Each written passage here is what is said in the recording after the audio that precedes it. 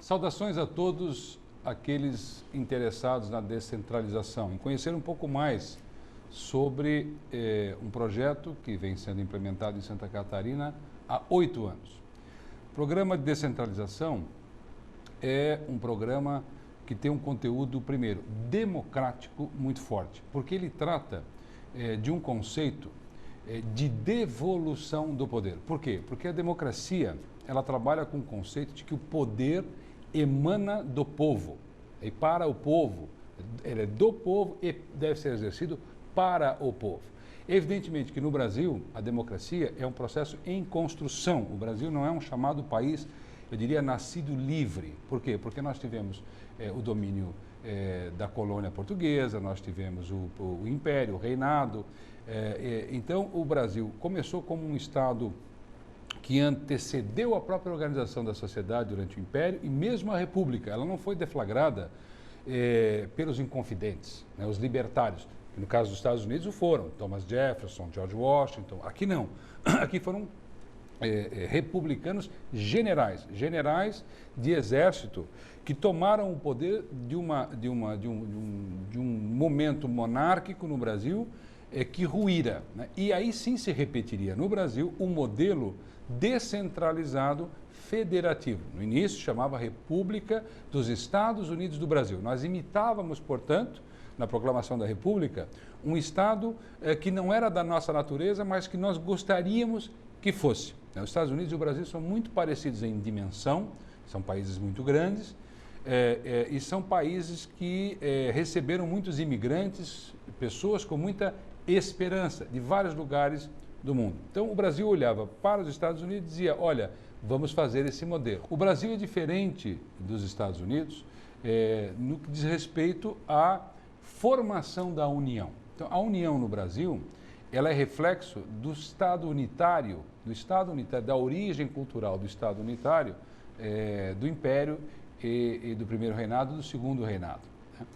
Nos Estados Unidos, a concessão de poder à União foi feita pelos estados que ficaram independentes da Inglaterra e legaram à união dos estados um conjunto de poderes. Então, é bom usar os Estados Unidos como comparação, porque na gênese de cada país, concede do Estado o poder à União e, diferentemente no Brasil, quando o Brasil se forma na República, o Brasil imita os Estados Unidos na forma, mas não tem a mesma cultura nem a mesma motivação.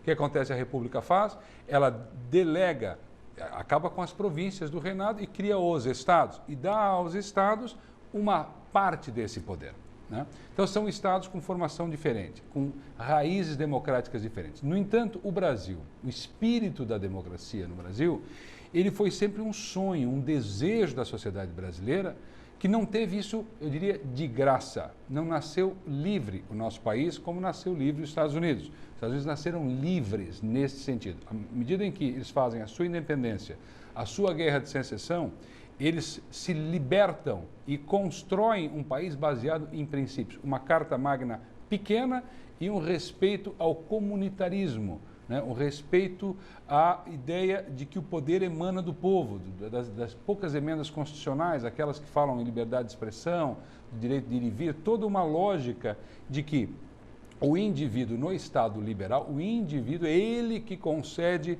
o poder ao Estado, diferentemente de um Estado que ele se entende que ele é uma entidade, ainda que fictícia, né? Ele é que concede e permite o poder ao indivíduo. Então, são matrizes diferentes. Isso é importante entender, porque eles têm mais facilidade, a Austrália teve mais facilidade, a Nova Zelândia teve mais facilidade, e até a África do Sul com o Apartheid, eles tiveram muito mais facilidades, porque eles vieram do modelo inglês, né, da Carta Magna de 1800 e tanto, do modelo de democracia, de monarquia constitucional, enquanto que nós tínhamos um modelo arcaico português, que nos legou alguns desses vícios. E algumas qualidades, como o próprio estamento do Estado português, que fez com que, não obstante as críticas que se faça a esse Estado, ele é o mais organizado entre os países da América Latina, pela transferência da corte para o Brasil. Então, feitas essas observações, Nós, brasileiros, vimos ao longo dos últimos 100 anos um esforço do Brasil para construir uma democracia. Em Santa Catarina, a realidade é um pouco diferente do ponto de vista sociológico, sociopolítico da média do país. Por quê? Porque o chamado capital social em Santa Catarina é muito alto. Santa Catarina já é, por natureza, um estado com características semelhantes a essas características que nós observamos nos Estados Unidos. Aí é importante um ponto. O Império, quando trouxe os colonos para Santa Catarina, ele estava emulando, ele estava imitando, tanto aqui quanto na Argentina, com na época um grande ministro de Rosas, chamava-se Alberdi, a mesma coisa, trazer as famílias, trazer os princípios comunitários, que tinham em si o germe democrático. Tanto é que o Movimento Sem Terra nasce no sul do Brasil, o movimento de microempresas, do qual eu participei da Gênese, nasceu no sul do Brasil, porque esse germe do italiano, do alemão, democrático, o sentido do direito, da individualidade, né, ele germina nessa região de uma forma diferenciada. Por isso, o Estado vai se desenvolvendo nesse comunitarismo, nesse capital social alto, a articulação de Santa Catarina no nível de entidades, sociedades organizadas, é o mais alto do Brasil, né? Ele é o mais profundamente arraigado na sua teia social, né? E conseguiu o Estado de Santa Catarina desenvolver as potencialidades regionais ao longo da sua história de uma forma diferenciada dos outros estados da federação. Santa Catarina, portanto, tem uma capital que não é a maior cidade, a média das cidades grandes é bem inferior às grandes cidades brasileiras e é um estado que conseguiu desenvolver as suas potencialidades no interior. E conseguiu isso também por conta do planejamento executado a partir de Florianópolis, com o Plameg, na época do governador Celso Ramos, os subsequentes governos que foram montando uma plataforma institucional e de infraestrutura, instituições de infraestrutura, o Badesc, a Udesc, a Celesc, a Casan, essas instituições funcionaram para montar uma infraestrutura, o DEINFRA e assim por diante, permitindo que as vocações dos imigrantes desenvolvessem negócios, empresas, do nada e fossem crescendo e criando uma economia forte baseada nesses potenciais regionais. Acontece que Santa Catarina se depara, há 8 anos atrás, com uma mudança dos resultados dessa experiência. E o governador Luiz Henrique, à época, que tinha uma experiência na Prefeitura de Joinville com secretarias de desenvolvimento regional, ele olha e diz, vamos fazer isso para o Estado, propõe a descentralização para os catarinenses, propõe essa mudança e cria as secretarias regionais, ele monta esse modelo no Estado a partir de um legado político eleitoral. Ele leva a população aprova e ele executa o mais ousado programa de descentralização no estado mais descentralizado do Brasil. E isso não é um paradoxo, né? Isso faz sentido. Por que o estado mais descentralizado quer ser mais descentralizado ainda? Por quê? Porque ele quer salvaguardar um modelo de distribuição econômica, ele quer dar uma resposta ao sentido democrático, sentido que eu falei no início dessa alocução, de devolução do poder. Ou seja, as pessoas na ponta querem de volta aquilo que delas emana, o Estado mais próximo. Então essa é a proposta, levar o Estado mais próximo, não fazer com que haja um beijamão em Florianópolis pedindo por recursos, o Estado fica com 22%, os municípios com 11%, 12%, que é o que acontece conosco em relação a Brasília, que é o beijamão em relação a Brasília. Brasília faz com que nós tenhamos que ir lá e buscar recursos. Se houvesse a mesma vontade de descentralização, nós receberíamos metas de Brasília e estaríamos executando as metas em Brasília, né? As metas de Brasília, em cada uma das áreas. Isso seria o PAC ideal, né? Nós fazemos aqui o alinhamento dos vetores com os alinhamentos dos vetores nacionais. E a descentralização, ela anda nessa direção, tentando fazer com que o recurso vá para a ponta, se deixe o poder de compra agir localmente. Quanto mais se compra localmente, mais o poder do Estado age na comunidade, aquele dinheiro entra naquela sociedade, não sai daquela sociedade, potencializando empresas naquela região. Ao mesmo tempo que a sociedade possa ver mais de perto, ser atendida mais de perto, né? A reação da execução da obra, o tempo de obra, enfim, as suas prioridades sendo executadas de acordo com um modelo de discussão que mistura um tanto de democracia representativa com um tanto de democracia participativa, né? Não exclui a participação na decisão, na tomada de decisões sobre gasto dos recursos. Isso se faz através dos conselhos de desenvolvimento que discutem as prioridades. Então, essa modelagem, ela é extremamente inovadora e é uma experiência única que poderia ser comparada. A única que nós conhecemos semelhante é a criação das regiões na Itália na década de 70. Né? Foi criado a Itália não é um Estado federal, é um Estado unitário, mas precisava de criar mais uma camada de entendimento regional em relação às suas prioridades e à sua gestão regional. E a Itália fez isso. Então, há muito escrito sobre isso. E essa experiência foi bem sucedida. O que nós temos daqui para frente, e tentar entender, é que esse é um processo que está no seu início, né? A descentralização, ela começou, ela tem uma aprovação de 85% da população do Estado. Quer dizer, é um projeto bem sucedido, se considerarmos o seu período de maturação. O que nós precisamos daqui para frente é dar mais autonomia à lógica econômica regional, com a criação dos territórios de desenvolvimento. É preciso dotar as regionais de mais inteligência econômica para fazer com que as barreiras políticas entre os municípios não sejam disfuncionais em relação aos projetos de macro interesse, né, para que se possa potencializar o Estado daqui para frente da mesma forma que ele teve a sua potencialização no passado, né? E essas coisas estão interligadas, porque você tem sempre que olhar que se existe um território, existem pessoas com esperança lá nesse território e que em primeira instância elas não gostariam de ir embora, elas gostariam de ficar, porque lá estão suas raízes. Mas para que isso aconteça, as vocações dessa região, como desde o início da colonização do Estado, precisam ser possíveis ou passíveis de serem desenvolvidas.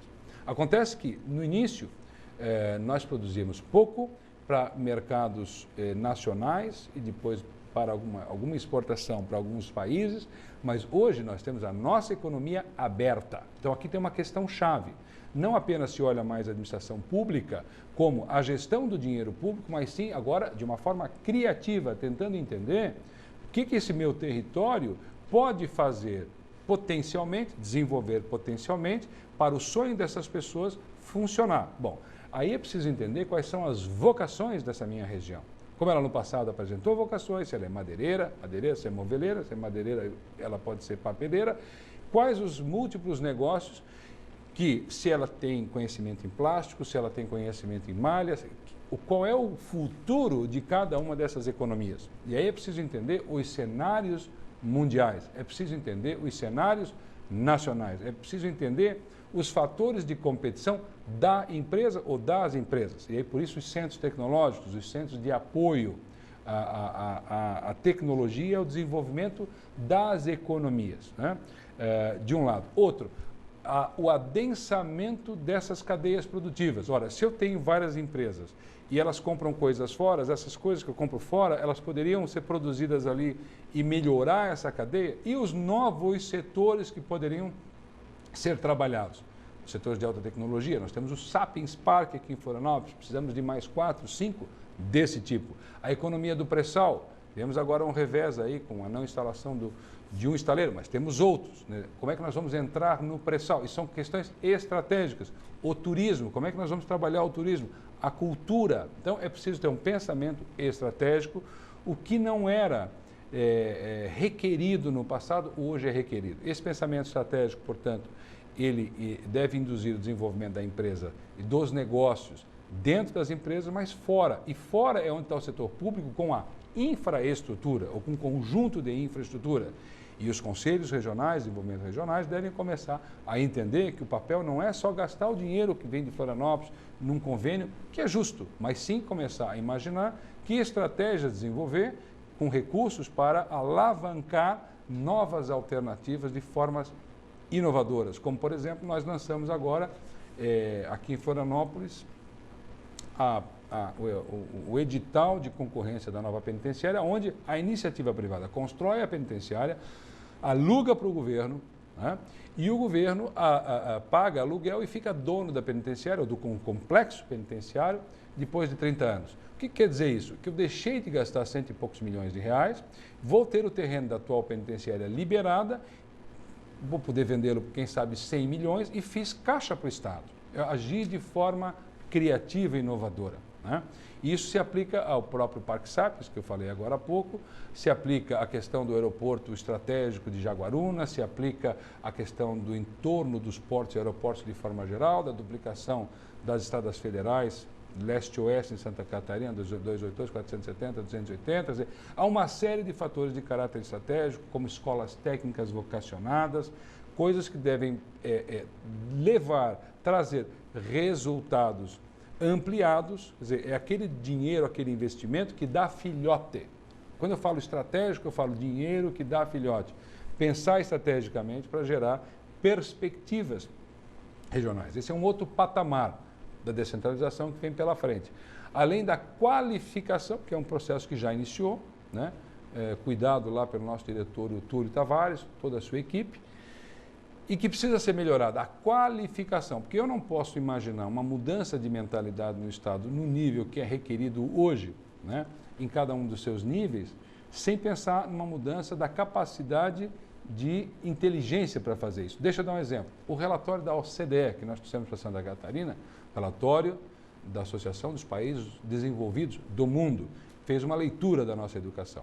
Eu não tenho tempo aqui para descrever isso e nós vamos fazer um estudo detalhado até 2012, comparando Santa Catarina com outras regiões do mundo, né? Isso até 2012 vai ser feito para mostrar o que a educação faz com uma economia, com uma sociedade. Por quê? A educação, a exemplo do que diz a conclusão da PTC, o trabalho do turismo, esse é o trabalho da educação da OCDE, ela diz assim, a educação é tão importante que não pode ser planejada só pela educação. Não se planeja uma coisa por si, se planeja uma coisa pelo e para os resultados que se deseja. Então, se eu estou no Oeste, a minha educação ela tem uma série de fatores iguais, em termos de competências gerais, que eu busco levar aos alunos, iguais, semelhantes, em geral, àqueles alunos que estão no litoral ou no meio Oeste. Porém, existem na área de capacitação, existe na área de treinamento, existem vocacionais diferenciados, específicos de cada região.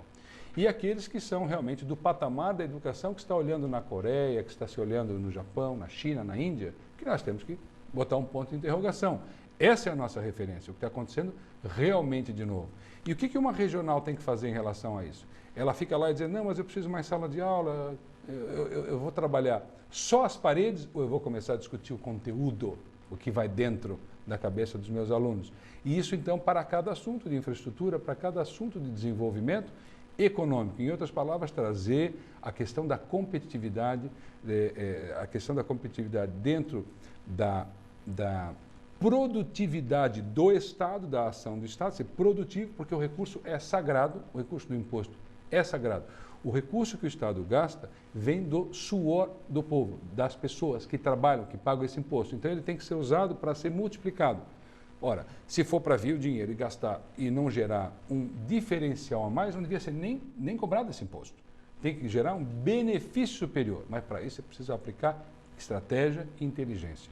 E essa vai ser a nova etapa da descentralização, inexorável, porque a descentralização conquistou corações e mentes de novo nessa eleição, ela permanece, ela segue, ela vai em frente com esses novos paradigmas. Dependendo de você, de vocês, das pessoas, nós compreendermos e fazermos com que esse processo evolua. As secretarias e os conselhos são veículos, né? O que tem de relevante dentro é o desejo da população, das pessoas, de conduzir a democracia no sentido de aprimorá-la, de aprimorar o gasto público, o investimento público e as oportunidades, né? Eu diria que equidade é a palavra-chave que nós estamos procurando no final com a descentralização. Além da devolução de poder às pessoas, o que se quer é equidade. Equidade o que é? Igualdade de oportunidades em todo o território do Estado. Nós podemos fazer isso, buscar dar igualdade de oportunidades. Em fazendo isso, nós estaremos potencializando as regiões. É isso que a descentralização sonha fazer. Bom, é isso. E nós vamos ver em seguida o trabalho da ENA, Escola Nacional de Administração, que é a única filial da francesa ENA, Escola Nacional de Administração francesa, que é europeia hoje, tá? Em Estrasburgo, na sede do Parlamento Europeu, e é a mais afamada do mundo, ou seja, com condições e conhecimentos importantes para a ampliação da qualidade da nossa gestão pública em Santa Catarina. Esse trabalho é um trabalho que dá indicativos de caminhos a serem seguidos dentro dessa introdução que eu fiz aqui, para nós balancearmos a discussão de tomadas de decisões futuras em relação, primeiro, o entendimento, baseado no entendimento de onde nós estávamos e até onde nós chegamos e quais são as nossas possibilidades. Com vocês, então, o pessoal da ENA.